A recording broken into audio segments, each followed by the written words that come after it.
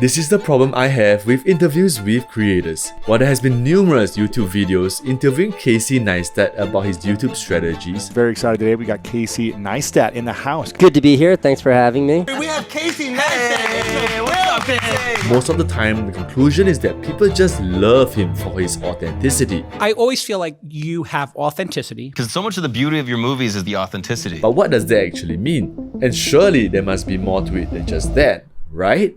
Well, I don't blame these people interviewing Casey Neistat simply because even Casey himself doesn't try to understand his own storytelling strategies. Maybe, I guess. I don't intellectualize my process or the videos ever. None of this shit is considered. So I cracked my brains and analyzed hours worth of his videos and uncovered 5 rarely discussed and often overlooked strategies that he uses in his YouTube videos. Firstly, what do you notice about the YouTube studio setup for some of these creators? I just asked on Twitter because the R10 gives you the All right, let's see how this camera feels. And even what is being thought online about creating a YouTube backdrop. Today I want to show you a fully functional YouTube studio. I set out to find the best solution for my individual needs. Versus that of Casey's. So let me just explain what this whole thing was supposed to be. What's the difference and why the difference? While many YouTube studios tend to look generic, cinematic, and templated, Casey's is different, and that is intentional. Welcome. My name's Casey Neistat, and this is my studio. He understands that just as how a thumbnail is a teaser to the video, his YouTube studio set is a teaser to his YouTube channel. Hence, he sets up his studio in a way that foreshadows to the viewer his identity, personality, and therefore what to expect from his channel. In here is kind of designed by me and built out by me over the years. That's how it maintains kind of this consistent aesthetic. In his backdrop, he shows us his craft table where he sketches and does stop motion, as well as his workshop. This area behind me, this is like my tool workshop construction area. All these tools here and the layout of everything here is designed with purpose. This communicates the artist and craftsman in him. His VHS tapes and old monitors reflects the storyteller filmmaker in him. The skateboards and mobility devices hints to us his adventurous side, and the overall colors and wackiness of the studio reflects his interesting and vibrant personality. Any viewer looking at Casey in his studio will unknowingly get a teaser or glimpse into who Casey is, and build a curiosity to what the YouTube channel is about. The tool area looks the way it looks, not because I think it looks cool, but because that's like the height of functionality. And that level of functionality breeds its own aesthetic. Imagine if his studio looked like the generic YouTube studio setup.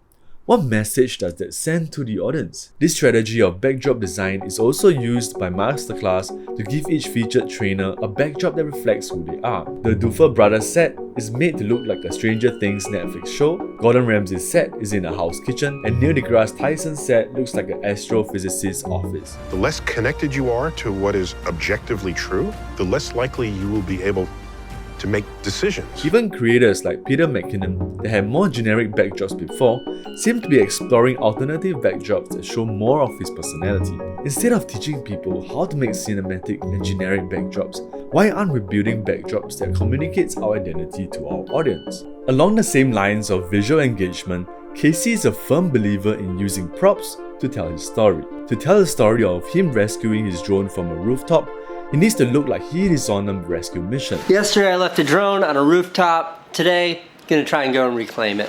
To tell us more about his dilemma between wanting to do more and wanting rest, he goes to tedious lengths just to build his setup to explain it. This is how I would describe the entirety of my professional life. In essence, to tell a part, you should look the part and show the part. Creators like Ryan Trahan is a firm believer of looking the part. We'll hopefully be returning home in the next 48 hours with a dinosaur fossil. Dude, I literally just want to scratch the back of that head. Writers often term this as show, don't tell. Show, don't tell encourages writers to transmit experiences to the reader rather than just information.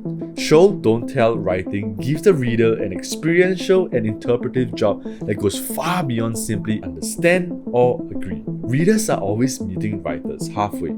As a creator myself, I'm asking myself this same question at the moment. Am I telling you about the rarely discussed strategies of Casey Neistat, or am I showing it to you? It is impossible to talk about Casey Neistat's storytelling strategies without understanding his relationship with New York City. New York City is my muse. my source of inspiration. We realize how much we love it here in New York City and how much we miss it here in New York City. And if you're thinking, it's just an interesting person living in an interesting city, then you're missing the point. There is a storytelling strategy here that is called Urbanism as storytelling. Well, Selman describes this concept very clearly in his blog. A city and its inhabitants tell each other their stories. Casey's videos are not just about him sharing about his life in New York City. One thing that I'm really good at is sharing like my New York City experience. But the stories of New York City and its people are also being told to Casey. Maybe it's a story about a guy that does city bike tricks around the city. How long have you been doing this city bike stuff? Since they came out like 10 years ago. Or Marlon the mailman that is trying to raise funds for a sick sister. He'd been paying out of his pocket to help his sister's medical expenses and it was draining him. How does the city speak to us? And how do we speak back to the city? The city and its inhabitants provide content for each other's stories. You want to know how Casey did 800 days of vlogging? It is because anytime you want, you just step outside and a story just smacks you in the face. New York City isn't just a place to be in, but an exchange of stories of fellow New Yorkers. In this video alone titled New York City Nonsense, check out how many New York City characters Casey crossed paths with in this 6-minute video. 1, 2, 3, 4, 5. I don't really want to count all of them out, so I'll probably just put the numbers when I edit this in post while I eat my dessert. And yeah, the formula isn't just stories of Casey, but stories of New Yorkers equals to endless stories to tell. But it's Casey's personality intertwined with the personality of New York City that provides moments of happiness and other times conflict. Sometimes it's Casey's thirst for adventure and self-expression, feeding off the same energy from other people in the city. And other times it's Casey's rule-breaking, non-conforming personality going against the rigid rules of the big city. So I got a ticket for not riding in the bike lane, but often there are obstructions that keep you from properly riding in the bike lane.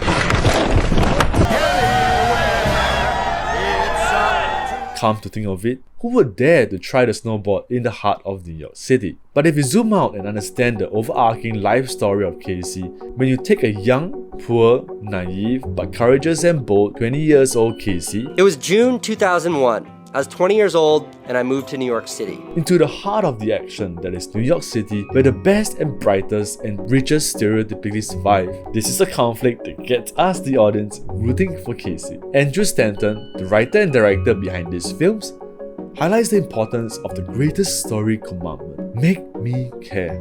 Please, emotionally, intellectually, and aesthetically, just make me care. And if you actually open your eyes, you realize that this technique of urbanism as storytelling is everywhere. The Netflix show Emily in Paris is about a Chicago girl moving to Paris and having numerous cultural conflicts. Very sexy, no? Sexy or sexist? What is the problem? And this Finnish stand-up comedian Ismo writes his content mainly around his experience of America from a Finnish perspective. I moved to America about a year ago. It took me a year to figure out that the correct answer to what's up is what's up. Don't you get it? Your city is a lot more than just a place you live in. Now, you can't really make a video about Casey Neistat without acknowledging the biggest differentiator that makes Casey, Casey. I don't care what the viewer thinks, but you do. I don't know that I do. If I like it and I think it's great and it works for me, then that's it. Isn't it so bizarre that he doesn't care about us, the viewer, and yet people go nuts about his videos? Thankfully, he explains it further that makes sense of why this works. But the minute I stop trusting how they make me feel and start looking to how they make others feel, it's like that's when you fail. And this is how I interpret it. Fall in love with your craft, and the likelihood is your audience will find you. This is virality in its purest form. Even before there was YouTube, Casey made a video about iPod's dirty secret. And made a video about their dead battery policy. And I put that online. Now, this is like 3 years before YouTube, but that video exploded. I got 6 million views. What? Where? Where did you even post it? It was purely from email. 6 million views through email sharing alone. Email sharing, can you believe it? In today's social media scene, every social media platform is trying to adjust its algorithm to align itself to what is truly interesting to the viewers. And many creators are chasing after the platform algorithm, making them, even me perhaps, 2 steps behind what matters to the viewers. Casey is perhaps suggesting that if we master our craft, we put ourselves ahead of the entire formula. How many of us actually try to lead the audience instead of merely following the algorithm? In closing, a short message to Casey Neistat. Dear Casey, I don't think this video will reach you, but either ways, I hope I represented you well and that our paths will cross someday.